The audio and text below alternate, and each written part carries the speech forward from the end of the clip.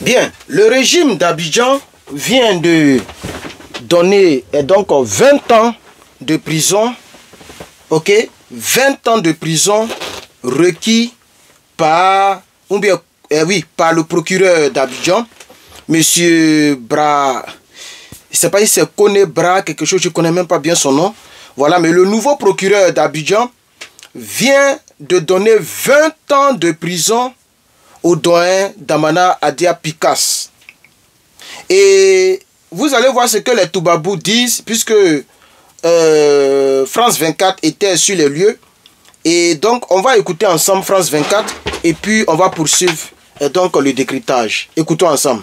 Il faut un signal fort par rapport aux élections qui arrivent à justifier. Il faut un signal fort par rapport aux élections qui arrivent à justifier Braham Koné, le procureur, dans un réquisitoire qui a duré un peu plus d'1 heure, dans lequel il a demandé la peine maximale pour Damana Picas et ses 4 co-accusés. D'après le parquet, l'attaque du camp militaire d'Abobo survenue en 2021 n'était rien d'autre qu'une tentative de déstabilisation de la Côte d'Ivoire orchestrée par des hommes qui, je cite, avaient l'objectif de réinstaller Laurent Gbagbo au pouvoir. Alors d'après Braham Koné, le plan initial était d'attaquer plusieurs postes de police en même temps afin de s'y approvisionner en armes. Damana Picas a été décrit comme le financier dans cette attaque. Il est accusé également par le parquet d'avoir convaincu une prophétesse libérienne de recruter des mercenaires et de faire leur préparation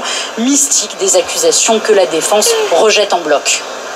Dans ce réquisitoire, nous avons compris que, en réalité, c'est un procès politique. Le procureur n'a pas réussi à démontrer aucun élément matériel. Regardez-moi ça. Ces poursuites se sont basées uniquement sur une déclaration d'un témoin, un témoin qui n'est même pas crédible. Et ça a été arraché sous la torture. Il a été torturé à DST, lui-même il le reconnaît. Le verdict est attendu le 22 février prochain. Les 5 hommes risquent jusqu'à 20 ans d'emprisonnement, 10 millions de francs CFA d'amende et 10 années de suspension de leurs droits civiques. Donc vous voyez comment Alassane Ouattara maltraite le peuple de Côte d'Ivoire. Et vous me dites à moi pourquoi est-ce que je suis toujours en train de parler à Soro Guillaume. C'est Soro Guillaume qui est responsable de tout ce qui nous arrive. Ce n'est pas quelqu'un d'autre. C'est Soro Gbafori Guillaume. Est-ce que pour enlever des gens au pouvoir, on va aller prendre une prophétesse au Libéria et puis on va lui demander de recruter des gens mystiques pour faire pouvoir mystique? En réalité, le RHDP est en train de nous dire qu'est-ce qu'ils ont fait réellement pour prendre le pouvoir, puisqu'ils ont attaqué beaucoup de postes de police, ils ont attaqué des postes de gendarmerie. J'ai pris donc 2 minutes pour parler un peu de tout ça. Vous comprenez, ce n'est pas normal ce que le procureur Braham Koné fait, ou Braham Koné. Vous demandez la peine maximale. Donc, chez vous en Côte d'Ivoire, la peine maximale, Côte d'Ivoire des rebelles que vous êtes là, la peine maximale, c'est 20 ans, quoi. Vous voyez comment ça fait mal quand on est au pouvoir?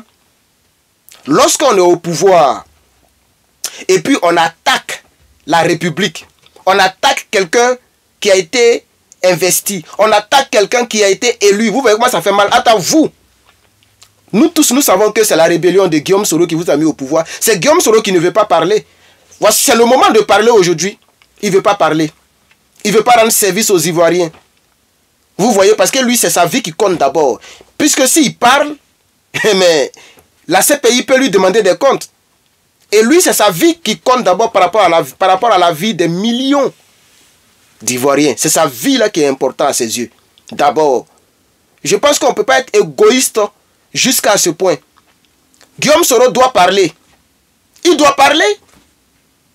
Il doit parler puis situer la responsabilité de Draman. Démontrer que Draman est vraiment le père de la rébellion. Parce que jusqu'à présent, il ne l'a pas encore démontré. Et c'est lui qui a écrit un livre. Mais revenant sur le sujet concernant Damana Picas, mes chers camarades, mais soyons sérieux. Vous dites que le monsieur, il a financé. Mais on a vu l'avocat de Damana. Il dit, mais ils n'ont démontré rien. Aucune démonstration matérielle n'a été faite. Où sont les reçus des armes qu'il aurait achetées? Où sont les financements qu'il aurait... Damana Picas a quoi pour financer une rébellion? Damana Picasse qui était au Ghana, je crois qu'il était au Ghana. Damana Picasse, il a quoi pour... Il n'était même pas ministre sous Gbagbo. Est-ce que Picasse était ministre? Aidez-moi là-dessus. Moi, je sais que Picasse était avec Désiré Tagro. Peut-être que je me trompe, parce que je ne faisais pas politique avant, donc je peux me tromper. Aidez-moi en commentaire. Damana Picasse, il travaillait au ministère où Désiré Tagro travaillait. Je ne sais pas s'il était chef de cabinet de Désiré Tagro ou bien il était l'agent de Désiré Tagro, mais il travaillait avec Tagro, Damana Picasse. Donc il a quel argent pour aller financer une attaque contre la République? C'est parce qu'il a fait des sorties. Il a attaqué le pouvoir plusieurs fois depuis qu'il est rentré. Il a parlé comme un garçon. Et puis, c'est lui qui a eu l'audace d'arracher les faux résultats que Yacouba voulait. Et puis Yacouba, il est devenu quoi maintenant même? Lui qui parlait là, il est devenu quoi maintenant, s'il vous plaît? Lui qui voulait donner les faux résultats, il est devenu quoi maintenant? Je ne sais pas si... C'est pas lui qui est décédé là. Il y a un autre qui est décédé. Mais lui là, André, il était... Bon, bref. Donc vous comprenez, chers camarades. Et donc, le verdict final n'est pas encore tombé. Nous ne savons pas si le procureur, si les gens vont donner vraiment 20 ans, parce que le procureur d'Abidjan, le procureur de Draman, c'est comme ça on va l'appeler, il s'appelle quelque chose Koné Braham ou même quoi. Lui, il demande la peine maximale. Et c'est 20 ans qui sont requis, mais on va voir si ça sera effectif. Et il n'est pas seul, il y a 5 personnes. Et vous voyez, l'avocat a dit quelque chose. Il y a un seul monsieur qui a témoigné contre Damana Picasse. Un seul monsieur dont l'identité n'a pas été donnée. En tout cas, je ne connais pas l'identité. Si vous connaissez, dites-moi s'il vous plaît. Il a été torturé à la DST. La DST là, quand on met les gens là-bas, c'est pour les torturer, pour les faire sortir des aveux. Même qu'ils ne souhaitent pas. Il a été torturé. Pour qu'il avoue des choses qui ne sont pas vraies. Et c'est sur ce témoignage que le juge d'instruction s'est basé.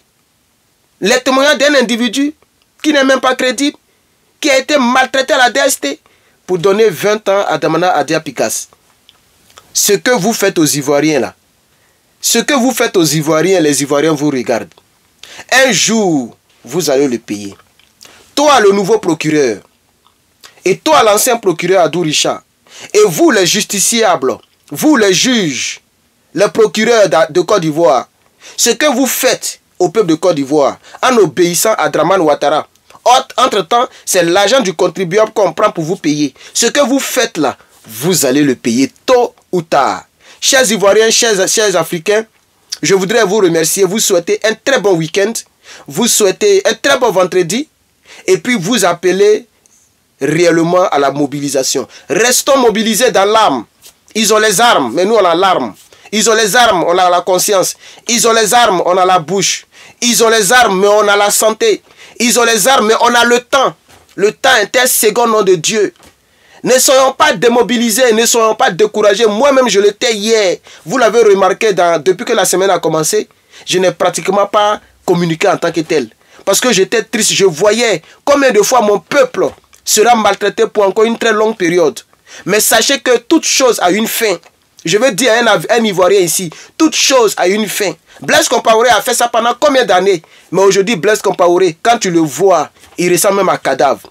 C'est ça qui est la vérité. Hitler était puissant, mais un jour son temps est arrivé. Ben Laden était puissant, on ne pouvait pas le retrouver, mais un jour son temps est arrivé. Tôt ou tard, le temps, la fin de Draman va arriver. Un jour, même si c'est étant vieux, je sais que de mon vivant, on va fêter la fin du RADP. Et on ne va plus permettre, plus jamais, que le RADP soit même si la liste des partis politiques. RADP, GPS, voici mon combat. Ces deux partis politiques doivent être radiés de la liste des partis politiques de Côte d'Ivoire. Parce que ces deux partis politiques-là nous ont fait souffrir. Nous ont fait souffrir. On a souffert entre les mains de ces deux partis politiques. Tout parti politique qui s'accommode à des rébellions seront dissous, démis, comment je vais dire ça, ne seront plus reconnus en Côte d'Ivoire. Chers camarades, je voudrais que les Ivoiriens que vous êtes, les Africains que vous êtes, que vous m'apportiez vos bénédictions. vous m'apportiez vos bénédictions. Abonnez-vous massivement à nos plateformes parce que c'est ça qui va faire que nos vidéos seront recommandées et les gens vont nous découvrir. Nous avons des grands projets pour ce pays-là. Nous allons changer l'hymne national. Ah oui, nous allons changer terre d'espérance là. Salut aux terres d'espérance, pays de l'hospitalité. On va changer ça. Nous allons changer la constitution. Nous allons remettre le et. Nous allons enlever le ou. Nous allons changer beaucoup de choses. La commission électorale indépendante, là même, c'est pas la peine. On va changer tous les tests. On va revenir à 2 mandats, un mandat renouvelable une seule fois. C'est ce que la Constitution disait. Ne peut être candidat celui qui est ivoirien de père et de mère. Nous n'avons plus jamais fait cette erreur. Regardez, Damana Picasse a arraché les feuilles. Mais je me dis que si c'était Damana Picasse qui était président là, moi je suis fier de lui. Hein. Lui, il ne s'amuse pas. Dans la vidéo là, il y avait 2 personnes qui étaient là. Damana Picasse et puis il y avait un autre Boka. Boka là, lui, il parlait seulement.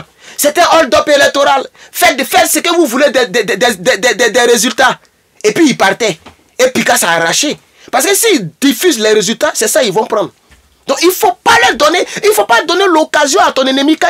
Ton ennemi, il ne faut pas lui donner l'occasion de se relever. Moi, j'ai un profond amour pour Damana Abdia Picasse. Un grand respect. Mon doyen, un jour tu seras président de ce pays. T'inquiète. Pour l'instant, on va travailler pour Gbagbo. On va souffrir pour Gbagbo.